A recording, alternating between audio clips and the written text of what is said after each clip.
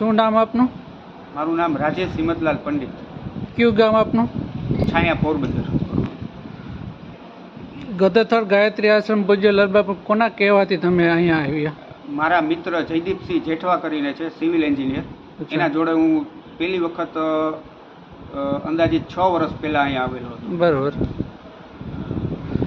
અને આપને પૂજ્ય લાલબાપુએ જે દેશી દવા બતાવી એનાથી તમને રિઝલ્ટ કેટલા દિવસમાં મળ્યું? મારો છોકરો 4 વર્ષનો થઈ ગયો હતો, પણ એને બોલવાની ભાષા આવી નહોતી, બોલી નહોતો શકતો. અને છોકરો પણ લાલબાપુની દયાથી જ અમને સંતાન પ્રાપ્તિ થઈ હતી. લાલબાપુએ અમને દેશી દવા ચીંધાડેલી હતી અને અમુક વ્રત કરવાનું કહેલું, જે અમે કરતા. તો એ દયાથી મારા ઘરે દીકરાનો જન્મ થયો, પણ એ બોલતો નહોતો. એટલે અમે અંદાજિત 4 વર્ષનો થયો ત્યારે ફરીથી પાછા લાલબાપુ પાસે આવ્યા કે આ બોલતો નથી. એટલે લાલબાપુએ અમને દેશી દવા ચીંધાડેલી, જે અમે કરી.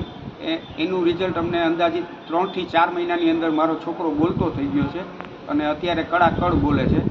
લાલબાપુની દયા ખૂબ અપાર અમારા પરિવાર ઉપર છે. અને 10 દિવસ પહેલાં મારા પત્નીને બંને ફેફસામાં ગંભીર રીતે ચેપ ફેલાયેલો હતો. બરાબર. જેની સારવાર અર્થે અમે રાજકોટ સિનર્જી હોસ્પિટલમાં દાખલ થયા. ત્યાંથી મેં લાલબાપુના એક સત્સંગીભાઈ નીલુભાઈ કરીને છે, ઉપલેટાવાળા, એના જોડે લાલબાપુ પાસે પ્રાર્થના મુકાવી કે બાપુ પત્નીને આવી તકલીફ છે. તો બાપુએ ફોન ઉપર મને આશીર્વાદ આપેલા કે તમારા પત્નીને કશું થશે નહીં. જે ગાયત્રી માતાજીની ભભૂતિ છે તેનો ચાંદલો તેને કપાળે કરી આપો.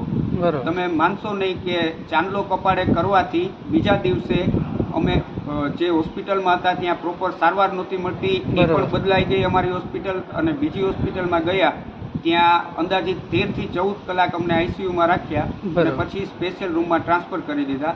આજે મારા પત્નીની તબિયત એકદમ સંપૂર્ણ સારી છે અને અંદાજિત 8 થી 10 દિવસ થઈ ગયા છે.